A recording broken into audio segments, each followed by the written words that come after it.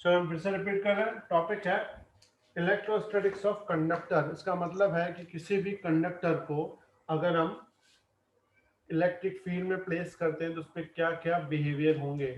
तो हमने इसके बिहेवियर्स पढ़े थे। पहला पॉइंट क्या था कि charge is induced on surface. पहला पॉइंट क्या था? Charge is induced on surface. Second point क्या था? The net charge inside the conductor zero. Third point, net electric field inside the conductor is zero. Fourth point, the electric field at the surface is always perpendicular to that surface. और उसके बाद fifth point था potential inside the conductor is same everywhere. Potential inside the conductor is same everywhere. ये थे तुम्हारे 5 point. एक sixth point भी था, याद है किसी को? सिक्स्थ पॉइंट क्या था? सर अगर कैविटी हो तो एक्सटर्नल फोर्स का कोई इफेक्ट नहीं पड़ता सर। तो उसे हम क्या नाम देते हैं? Electrostatic shielding. Electrostatic shielding. हाँ सर। कोई भी अगर कैविटी का मतलब होता है एम्प्टी स्पेस, अगर कंडक्टर के अंदर है तो उसके अंदर इलेक्ट्रिक फील्ड जीरो होगा, जिसकी वजह से बाहर के इलेक्ट्रिक फील्ड का अंदर वाले पॉइंट पे कोई इफेक्ट नहीं होता। इसे हम नाम देते हैं इलेक्ट्रोस्टैटिक शील्डिंग। समझ में आई सबको बात? यस। Clear everyone? फिर से रिपीट करता हूं। इसके टोटल कितने पॉइंट्स थे? 6 पॉइंट्स थे। पहला पॉइंट क्या था? The charge is induced on surface. Second, net charge inside the conductor zero. Third point, net electric field inside the conductor zero. Fourth point, electric field outside the conductor is always perpendicular to that conductor. Fifth point, the potential inside the conductor is same everywhere. And last one point, if there is any cavity inside the conductor, then the force acting on charge inside the cavity is always zero. This phenomenon is known as electrostatic shielding. किसी को doubt यहां तक? No sir. अच्छा, एक और प्रिया आपने क्या बोला था? कौन सी डेरिवेशन आपको चाहिए थी? आपने शायद मैसेज किया था एक पहले, इसकी ना। मैं इसका स्क्रीनशॉट तो लिया है सबने?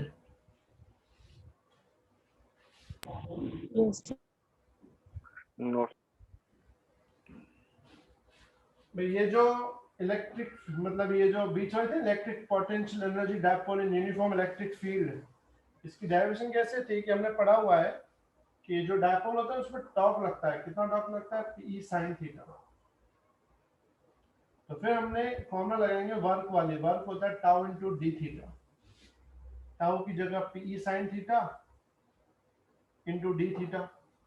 वैसे एक और चीज लगती है इंटीग्रेशन, इसमें Pe तो बाहर, इंटीग्रेशन हो गया sin theta into D theta. कहां से कहां तक? एक पर्टिकुलर वैल्यू ले लेते हैं, थीटा 1 से थीटा 2। तो साइन का इंटीग्रेशन क्या होता है? माइनस कॉस माइनस थीटा 1 से थीटा 2। माइनस बाहर निकाल देंगे, कॉस थीटा 2 माइनस थीटा 1। फिर माइनस अंदर डाल देंगे तो इसको लिख सकते हैं cos theta 1 minus cos theta 2। ठीक है? फॉर कन्वीनियंट हम क्या दिख रहा है ये वाला, इसके बाद शायद नहीं दिखेगा। फिर हम क्या लेते हैं? फॉर कन्वीनियंट थीटा 1 ले लेते हैं 90 एंड थीटा 2 ले लेते हैं थीटा। तो W बन जाता है एनर्जी PE, यहाँ पहले W लिखते हैं, PE cos 90 minus cos theta. cos 90 जाता है 0 तो W मिलेगा PE माइनस cos थीटा। ये बन जाता है W is equal to minus PE cos theta. फिर हम इसको ऐसा लिखते हैं कि this work done is stored in the form of potential energy. इसको लिखते हैं minus P dot E। Clear everyone? किसी को doubt? No No, sir. Screenshot ले लेना इसका। और हाँ याद रखना इसमें थ्योरी लिखनी बाकी होती है। थ्योरी पता है कौन सी लिखनी होती है? As shown in figure consider dipole is placed in uniform electric field वगैरह वगैरह लिखना आता है ना सबको? Yes sir. हाँ सर। ठीक है, तो ये सब मैं हटा रहा हूँ। ठीक है, अभी हाँ सर आता है। वाह, आर्यन का आता है मतलब बात खत्म, अब तो सबको आ जाएगा, नो टेंशन।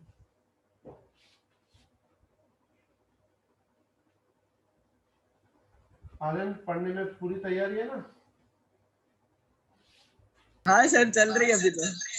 ये बढ़िया, चलनी चाहिए बस, चलते चलते पहुंच जाएंगे। यहाँ तक तो तुम्हारा चैप्टर 2 का जो पोर्शन है वो कौन सा खत्म हुआ? पोटेंशियल। पोटेंशियल वाला। इसके बाद जो टॉपिक स्टार्ट होता है इसको कैपेसिटेंस। चलो कैपेसिटेंस की डेफिनेशन याद है किसी को? What is capacitance? The capacity to Capacity store to a store charge per unit potential. Very potential. good. It's a capacity to store a charge per unit potential is known as the capacitance. और capacitance की basic formula थी Q by V। But C Q और V पे depend नहीं करता। C किस पे depend करता है? तो C डिपेंड करता है एक तो डायमेंशन पे, उसके अलावा डिपेंड करता है वो परमिटिविटी पे। ठीक है, इसमें सबसे पहला हमने पढ़ा था स्फेरिकल कैपेसिटर, याद है किसी को? Yes sir. हाँ सर। क्या फॉर्मूला बोलो? 4 pi epsilon naught 4 r। pi epsilon naught r. Very good, 4 pi epsilon r। ठीक है, इसके बाद इसमें आता है पैरेलल प्लेट कैपेसिटर।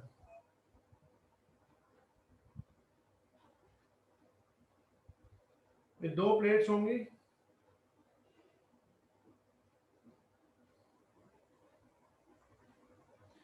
एक पॉजिटिव प्लेट, एक नेगेटिव प्लेट। इसका कैपेसिटेंस फाइंड करना है। समझो इसका डिस्टेंस है d। इसका डेरिवेशन याद है सबको? Yes Yes, sir. sir. सबसे पहले हम क्या फाइंड करते हैं? बीच में इलेक्ट्रिक फील्ड।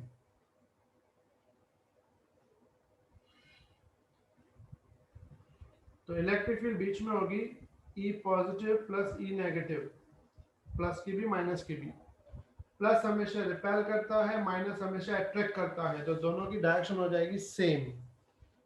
तो E प्लस होगा सिग्मा बाय 2 एप्सिलॉन नॉट, ये भी होगा सिग्मा बाय 2 एप्सिलॉन नॉट। क्या बन जाएगा? Sigma upon epsilon. Sigma upon E बन जाएगा sigma by epsilon naught. Sigma क्या होता है? Q by area. फिर हमने पोटेंशियल पढ़ा था, हमें याद होगा potential difference between plates. V equal to ed। क्या फॉर्मूला थी याद है? V equals to ed। इसमें E की वैल्यू ऊपर लिखी Q by epsilon naught A into D, ये भी मिल गया। फिर हम डिफाइन करेंगे कैपेसिटेंस। कैपेसिटेंस की फॉर्मूला थी C is equal to Q by V। Q as it is, V की जगह क्या रखेंगे? ऊपर वाली वैल्यू, एप्सिलॉन ऊपर चला जाएगा, Q Q कैंसिल, C क्या बन जाएगा?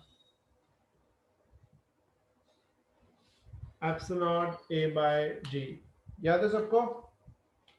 अच्छा, Yes. इसका Yes, sir. सिंबल कैसा होता है? इसका सिंबल ऐसा होता है, इसको बोलते हैं पैरेलल प्लेट कैपेसिटर। इसके बाद इसमें दो टाइप के कनेक्शन होते हैं। पहला कनेक्शन कौन सा होता है? सर हाँ बेटा बोलो। सर इसमें वो डाइलेक्ट्रिक कांस्टेंट का मटेरियल ऐड करते हैं तो फिर बताना उसका। वो तो उसके बाद है ना, अभी तो चार थ्योरी के बाद आएगा ना वो तो। अच्छा हाँ ठीक है सर। भूल जाता है। हाँ सर अभी। देखो सीरीज कनेक्शन में हम लोग ऐसे कनेक्ट करते हैं, C1 C2 C3। बता सकते हो सीरीज कनेक्शन में क्या सेम होता है, क्या डिफरेंट होता है? Charge. Charge same. सेम होता है। Q सेम रहेगा सब पे, बट V डिफरेंट रहेगा। ठीक है, तो जो V है वो तीन पार्ट में डिवाइड हो जाएगा। V1 को क्या लिखेंगे? Q Q by by C1, C. Q by C2, Q by C3। यहाँ लिखेंगे Q by C। C common, Q common cancel, 1/C क्या मिलेगा? C2 और C3। तो ये कनेक्शन कौन सा था? Series connection. और सीरीज कनेक्शन में क्या होता है? The value of equivalent capacitance, the value of equivalent capacitance is smaller than smallest Very capacity. good. It's a smaller than the smallest value. में C1, C2, C3 में से जो भी छोटा होगा तो जो इक्विवेलेंट C है वो उस वैल्यू से भी क्या होगा, छोटा होगा. तो अगर C1 2 है, C2 3 है, C3 4 है, तो 2 3 4 ये है, तो ये जो C है वो 2 से भी छोटा आएगा. उसके बाद है पैरेलल कनेक्शन.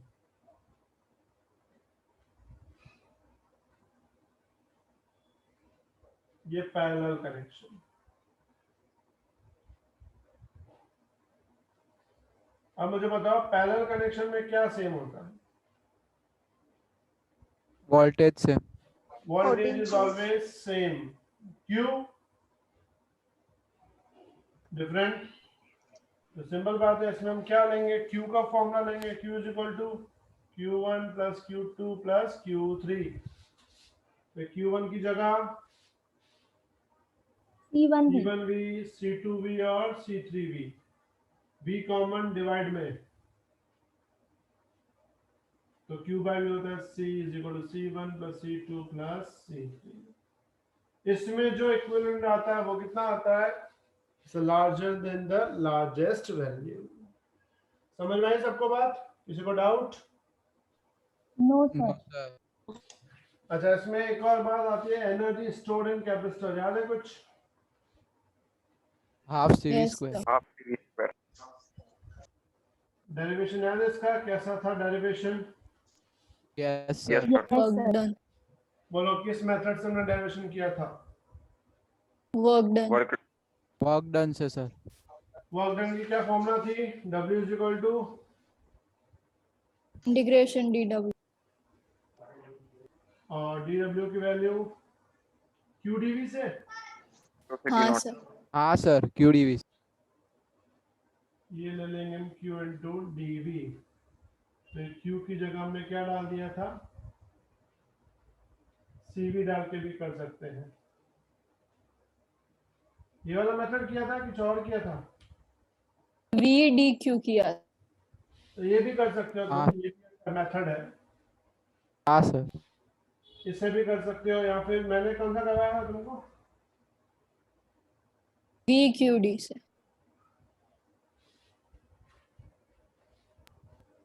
मतलब Q dash by C dQ dash. अच्छा, ओके. Sir DV की जगह CV की जगह वो लिखा था. Q dash Q dash by C. dQ dash. नहीं, एक मिस्टेक है ना. Sir DV की जगह DQ. Sir V dash. ये Q डैश ही रहेगा ना. हाँ, और उधर DV DQ की dash जगह upon आएगा C. dQ dash by C, ऐसा ना? हाँ sir. और बाद में C कॉमन इंटीग्रेशन करेंगे इसका Q डैश dQ डैश. ये हो जाएगा Q डैश का स्क्वायर बाय 2. 0 से Q डाल देंगे.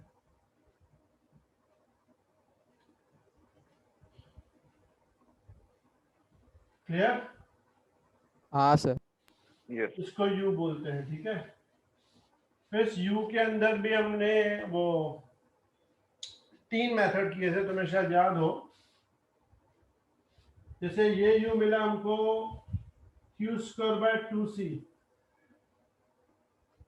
तो Q की जगह अगर मैं डाल दूं CV, तो U क्या मिलेगा? Half CV square.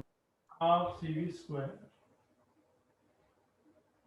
अच्छा, एक और इसमें C की जगह डाल दूं Q बाय V, तो U क्या मिलेगा? Half QV. Half QV. मतलब U की तुम्हें टोटल 3 फॉर्मूला याद रखनी है. क्लियर? चलो एक बार अच्छे से पूरा देख लो, लिखना हो लिख लो, स्क्रीनशॉट ले लो. कुछ डाउट हो तो पहले पूछो. अब इसके बाद कौन सा टॉपिक आएगा? एनर्जी डेंसिटी वाला. अच्छा, Yes. बोर्ड क्लियर दिख रहा है कि कुछ प्रॉब्लम है बोर्ड दिखने में? हाँ sir. Clear Clear. सर दिख रहा है. ठीक है. अब थोड़ा ध्यान आगे.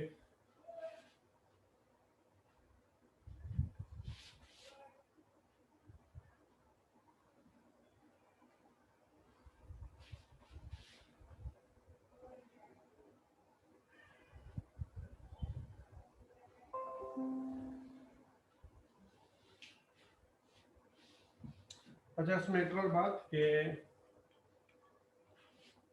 ये जो हमने एनर्जी पढ़ी थी, इसके बाद एक टर्म आता है एनर्जी डेंसिटी।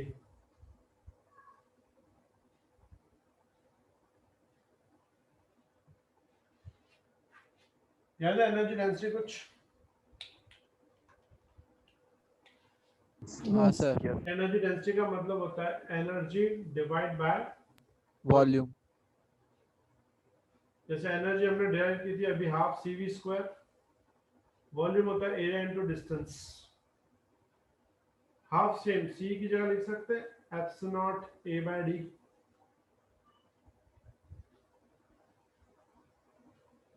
एरिया कैंसिल हो जाएगा, रो बन जाएगा हाफ एप्सिलॉन V/D का होल स्क्वायर। अच्छा, V is equal to formula होती है ED, तो रो बन जाएगा half epsilon D E square. इस फॉर्मूला को बोलते हैं energy density of electric field. Clear? Yes sir. यहां तक तो सिंपल कैपेसिटर का टॉपिक था। इसके बाद जो topic it is called dielectric substance.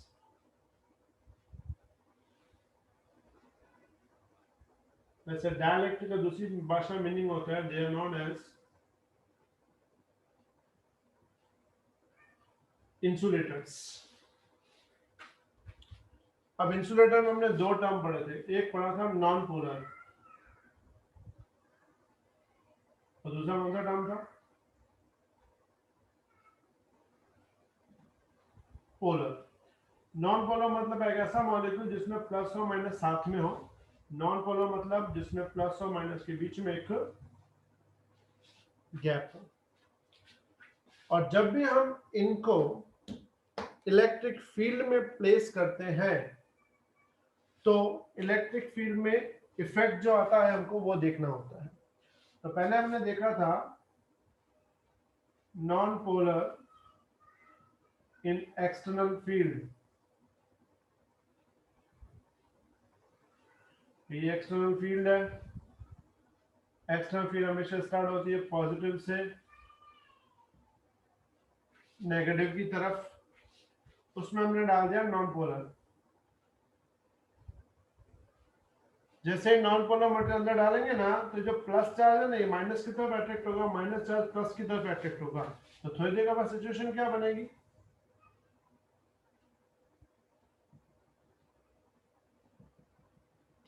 ये ऐसा बन जाएगा, मतलब non polar becomes as polar. और ये जो पोलैरिटी क्लियर मतलब जनरेट होगी इसके अंदर, पहले क्या था इसका डायपोल मोमेंट 0 था। डायपोल मोमेंट समझते हो? हाँ सर। Q into D. लेकिन यहाँ पे डिस्टेंस क्रिएट हो गया तो डायपोल मोमेंट मिल जाएगा कुछ ना कुछ। कितना मिलेगा? QD। तो डायपोल मोमेंट किस पे डिपेंड करता है? डिपेंड करता है एक्सटर्नल फील्ड पे। और प्रोपोर्शनल कांस्टेंट लगाते हैं अल्फा। इस अल्फा का मतलब क्या होता है? पोलराइजेबिलिटी। पोलराइजेबिलिटी मतलब it is ability to become polarized. ये तो सिंपल था नॉन पोलर। लेकिन अब क्वेश्चन आता है polar material. Polar material between two plates of capacitor. ये मोस्टली थ्योरी में आता है। ये जो सेकंड नंबर मैंने लिखा है ना, ये थ्योरी में आता है। मैं अपने कैपेसिटर की दो प्लेट्स है, एक पॉजिटिव प्लेट है और एक नेगेटिव प्लेट है। इसमें अगर हम ये डायपोल यानी कि पोलर मटेरियल डाल दें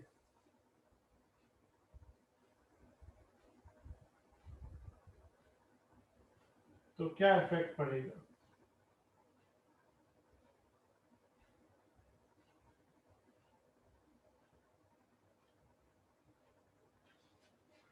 तो सबसे पहले क्या करेंगे? Without polar material electric field क्या थी? Sigma by epsilon not. Capacitance क्या था? It is called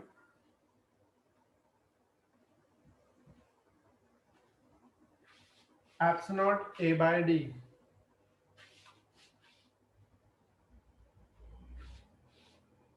with presence of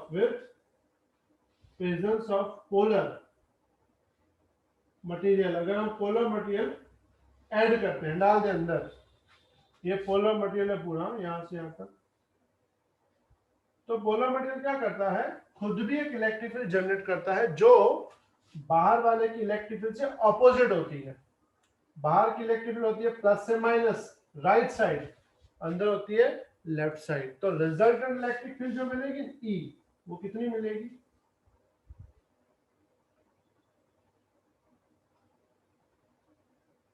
sigma naught minus sigma by epsilon not. ये जो सिग्मा है इसको बोलते हैं बाउंड चार्ज. मतलब पहले देखो इलेक्ट्रिक फील्ड क्या थी? Sigma naught by epsilon naught. अब क्या हो गई? Sigma naught minus sigma b. जहां सिग्मा बी का मतलब होता है अंदर का जो डायपोल है उसका सरफेस चार्ज डेंसिटी. यहां पे सिग्मा नॉट माइनस सिग्मा की बात करें तो पोटेंशियल की बात है, पोटेंशियल डिफरेंस बिटवीन प्लेट्स, वो होता है V is equal to ED. तो E की जगह डाल देंगे sigma naught minus sigma b upon epsilon naught into D. Here sigma naught minus sigma b is taken as sigma naught by k. जो sigma naught minus sigma b है इसको हम क्या लिखते हैं? सिग्मा नॉट बाय के. मतलब ये हुआ कि सिग्मा नॉट में से कुछ कम है, जो भी कम हो जाएगा उसको हम डिवाइड के मेथड से एक्सप्लेन करेंगे. जस्ट एग्जांपल समझो सिग्मा नॉट है 8, सिग्मा बी है 2, तो sigma naught minus sigma b क्या आएगा? 6. पता चला ये? Yes, sir. 8 Yes. माइनस तो क्या आएगा? 6. अब हमें 6 को 8 के फॉर्म में लिखना हो, 6 को किसके फॉर्म में लिखना हो? 8 के फॉर्म में लिखना हो तो कैसे लिखेंगे? तो हम इसको लिखेंगे 8 बाय 1.33. क्या लिखेंगे? 1.33. तो सिग्मा नॉट जो था वो तो 8 था, 8 minus 6 sorry 8 minus 2 is equal to 6, और 6 क्या लिखा हमने? 8 बाय 1.33. मतलब सिग्मा नॉट के फॉर्म में लिखा, लेकिन इसके इक्विवेलेंट करने के लिए हमने डिवाइड बाय क्या लगाया है? एक नंबर. उस नंबर को हम बोलते हैं के. समझ में बेटा बात? मतलब जो चीज माइनस हो रही है उसको हमने डिवाइड के साथ बैलेंस किया हुआ है. कोई डाउट यहां तक? No No, sir. sir. इस No, sir. के को हम लोग क्या नाम देते हैं? तो हमने चैप्टर 1 में पढ़ा हुआ है, क्या बोलते हैं उसको? Dielectric constant. Dielectric constant. तो उसमें V में क्या बन जाएगा? तो V बन जाएगा सिग्मा नॉट बाय के. तुम्हें पता होगा सिग्मा नॉट लिखते हैं Q by area, Q divide में, तो V बाय Q क्या मिलेगा? D by K epsilon naught A. इसको उल्टा कर देंगे तो बन जाएगा Q by V is equal to K epsilon naught A by D. Q by V क्या होता है? C. इसका मतलब ये हुआ, ध्यान से देखो, विदाउट पोलर मटेरियल, जब पोलर मटेरियल नहीं था तो कैपेसिटेंस क्या था? Epsilon naught A by D. लेकिन पोलर मटेरियल आने के बाद क्या बन गया? K epsilon naught A by D. मैं यहाँ पे तो ऊपर लिख दिया तो तुम्हें दिखाई दे, K epsilon naught A by D. मतलब ये हुआ पोलर मटेरियल आने के बाद कैपेसिटेंस में K मल्टीप्लाई हो जाता है. इसका मतलब C इज इक्वल लिख सकते हैं K इंटू C नॉट. मतलब जब भी डाइलेक्ट्रिक मटेरियल नहीं है तो सिंपल फॉर्मूला एप्सिलॉन ए बाय डी, लेकिन जैसे डाई मटेरियल ऐड करते हैं वो क्या बन जाता है, मल्टीप्लाई बाय के, के एप्सिलॉन ए बाय डी। आई बात समझ में बेटा सबको? Yes Yes, sir. sir. ठीक है, तो ये भी मोस्ट इंपॉर्टेंट थियरी है ये वाली, अच्छे से देख लो, लिख लो, डाउट हो तो पूछो।